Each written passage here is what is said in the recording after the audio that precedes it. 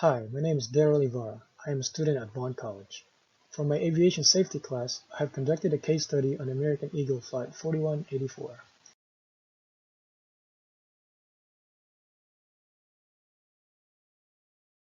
This case study will discuss the American Eagle Flight 4184 background and its flight crew information. It also includes an NTSB investigation which consists of three parts: the findings, causes, and recommendations. Next, I will talk about my interview with an aviation professional, and lastly, my own personal perspective and recommendations.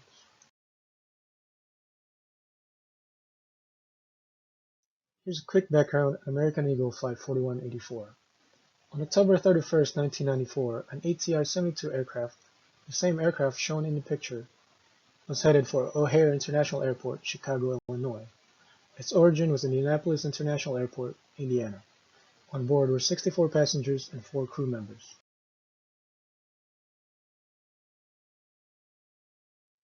More background information.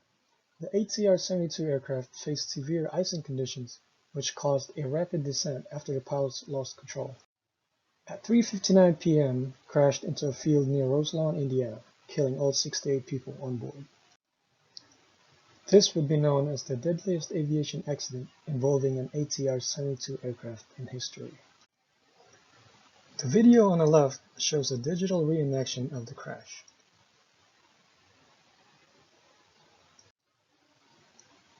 While the video on the right shows the scene of the accident.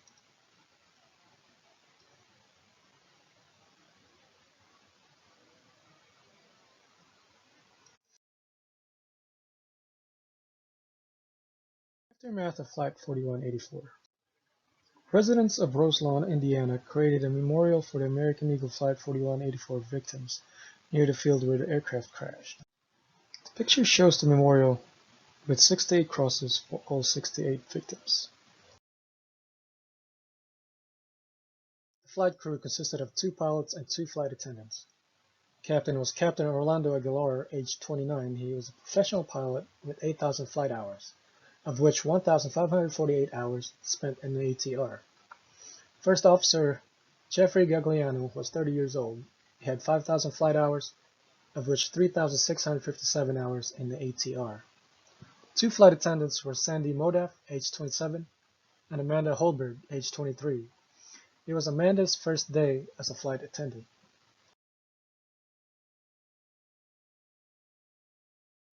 There are 3 elements of National Transportation Safety Board investigation.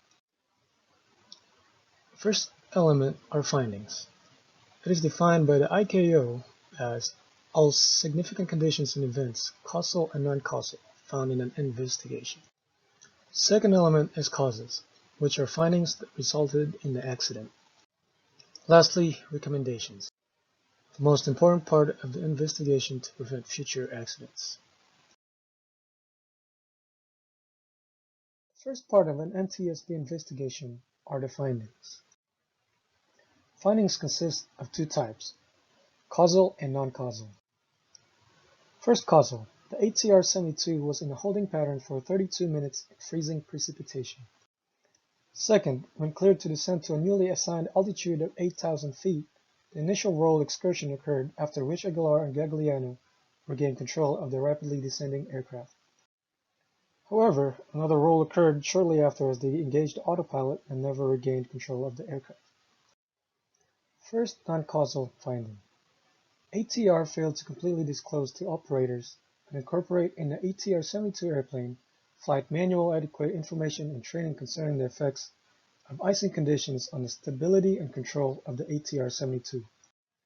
Second, non-causal. The French Directorate General for Civil Aviation failed to provide necessary corrective action to ensure ATR-72's airworthiness in icing conditions. Lastly, the French Directorate also failed to provide the FAA timely information developed by previous ATR incidents and accidents in icing conditions. Second part to an NTSB investigation is finding the causes. The board found that while on hold, the pilots were aware of the ice buildup, but assumed they would be fine after engaging the de-icing system. However, the de-icing moved the location of the ice buildup over to the back of the wing. During the descent from 10,000 to 8,000 feet, the pilots received an overspeed warning, so they retracted the flaps. Then the autopilot pitched the plane nose up to remedy the overspeed situation. Fortunately, this maneuver would create a vortex on top of the plane's ailerons, which caused the excursions, as shown in this video.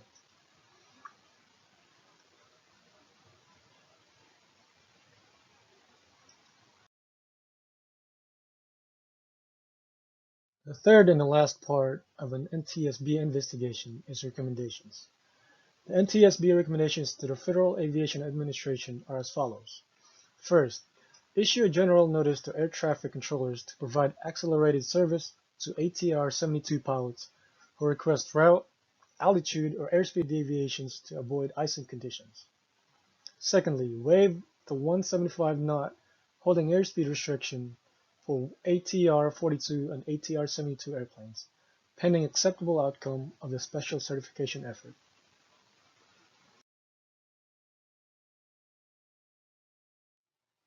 To help me better understand what happened in the Flight 4184 accident, I conducted an interview with an aviation professional. He is currently a first officer. He has to stay anonymous because of his company policy. My first question to him was, as a commercial pilot, what risks do you observe in aviation today? His answer, the risks will always be over reliance on technology, not practicing situational awareness and flight crew fatigue. Currently, the unexpected coronavirus is producing negative effects on the aviation industry. My second question, do you think that the pilots were at fault for American Eagle Flight 4184 accident? He replied, the pilots were innocent. The icing conditions were the main contributor to this accident. My last question, what are your recommendations to combat accidents like these? His answer, stick to SOP. If icing is suspected, follow cold weather operation procedures. Do not mix or make your own procedures as a pilot. As for my personal perspective and recommendations. As stated in the findings, the board found out that the French Directorate General for Civil Aviation failed to report to the FAA all the previous incidents and accidents due to icing effects on the ATR-72.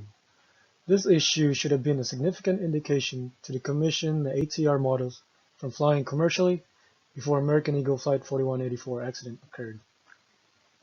Instead, 3 ATRs have since crashed due to icing problems. These ATR flights were TransAsia Airways Flight 791, Aero Caribbean Flight 883, and UTAir Flight 120, and were responsible to the death of 102 people on board. The first accident in October 1994 should have been the only accident to persuade the airline industry to stop using ATR models 42 and 72, which is my only recommendation if I was the investigator in charge or the ICC.